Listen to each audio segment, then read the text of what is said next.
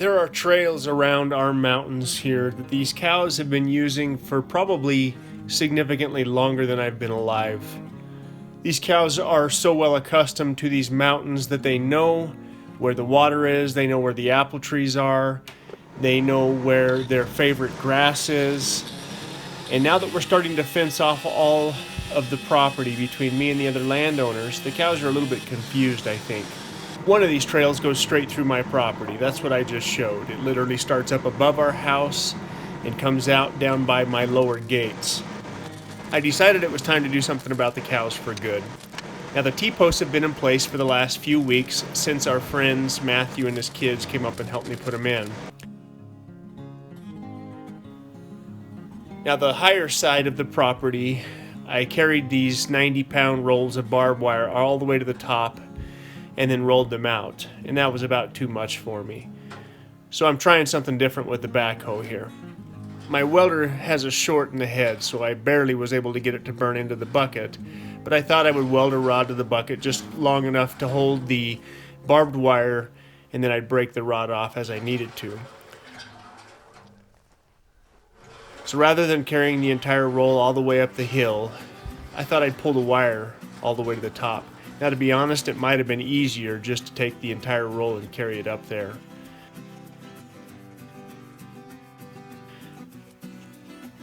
So 5-strand barbed wire is overkill. I did 5-strand around the lower 5 acres of our property because I don't want these cows getting in our property and I don't want our animals getting out. Now, obviously, if we have goats like we intend on having, we're going to have to do more than just 5-string barbed wire. But 5-string barbed wire, some would say, is a waste of barbed wire. But I've watched these cows walk through 3- and 4-string barbed wire like it wasn't even there. As a matter of fact, a few weeks ago when I pushed the herd all the way back up to the Forest Service, I watched the herd bull lean against the 3-string barbed wire fence and literally rub his hide all the way up to the top and not even get phased by the barbs. And that fence is a year old. I wanted to put in a fence that was not going to let these cows back through. I know there's a trail right through my property that they prefer. They sat on the other side of the fence and bawled at me because I put this fence up, and so I knew it needed to be secure. Now, that being said, I tried to put the fence just high enough that the deer and the elk can still jump over it if they want to. Now, I also kept the lowest string about 15 inches off the ground, which will allow a yearling deer or a young deer to go under the fence. My objective is to keep the cows out.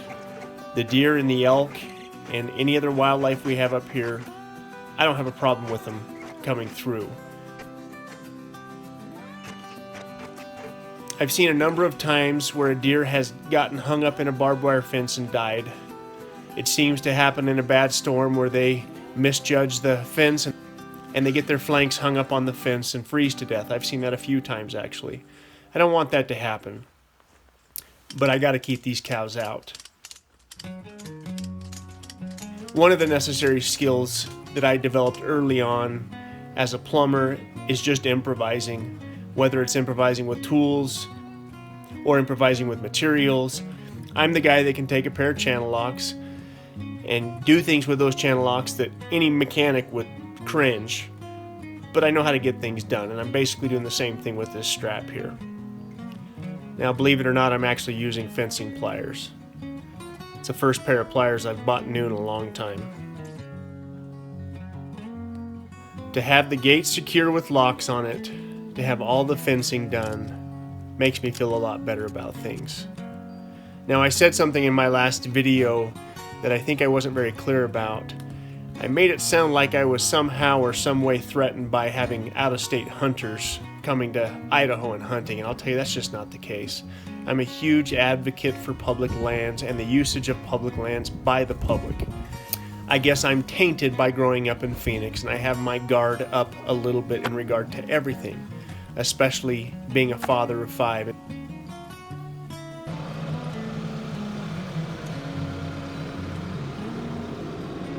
Now, this sawmill hasn't moved in over a year.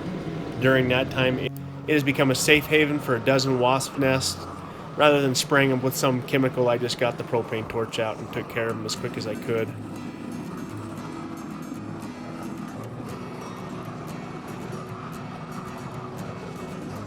The first thing that I needed to do was get a level spot where the railroad ties that I'll use for the foundation for the rails is going to be perfectly level.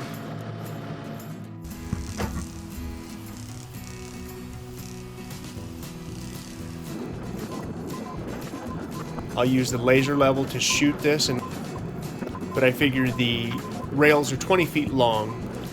I'm going to spread 5 railroad ties out to support the rails of the sawmill. I just need to make sure they are as close to dead nuts level as I can possibly get them. I spent way more time on this than I should have.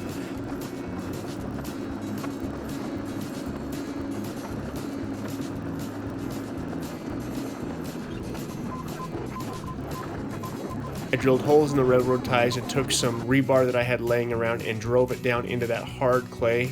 I've had this sledgehammer for 15 years, and after using it today, I've almost broke the handle from hitting the rebar.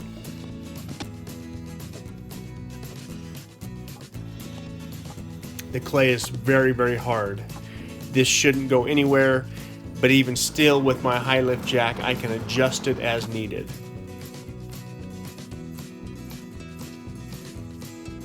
I started with the end 2 railroad ties and I got them level, then I put 3 in between it.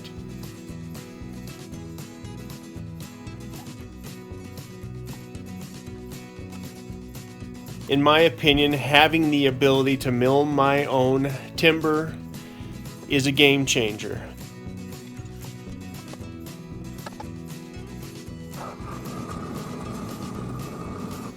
Now, I built the sawmill over a year and a half ago with the intentions of milling wood. I've been trying to decide where to put it on the property, and I figured this is the best possible site.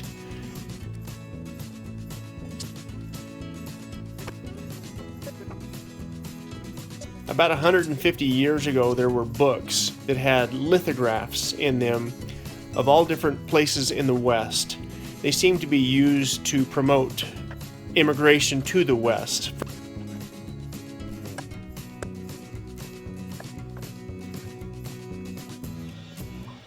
I found a lithograph out of one of these books for sale on eBay that happened to be of the valley where our family ranch still sits to this day. It's a really neat, almost a hand-drawn look to it, and it was over $600. Now, I messaged the person, tried to get them to sell it to me for less.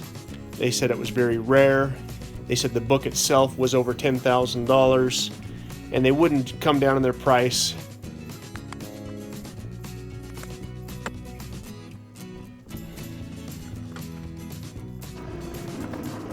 I kept looking around, and I actually happened to find a company that dismantles these books and sells the lithographs off. I contacted this company in San Francisco. They sold me the same lithograph for $65.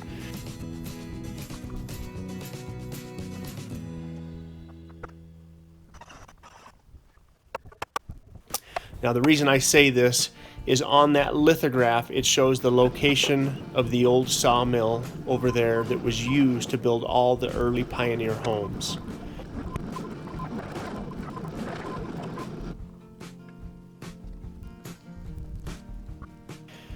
Now, in my opinion, a sawmill on the homestead is almost as important as the backhoe.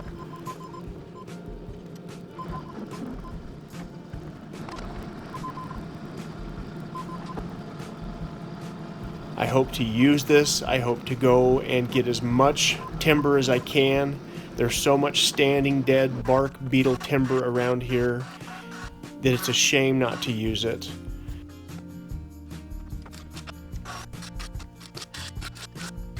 It was overcast and threatening to rain, so I called down to the fire station today to find out if I could burn. And they said I could burn, so I burned a little pile of brush, but the entire time I was terrified that it would get out of control because things are so dry right now.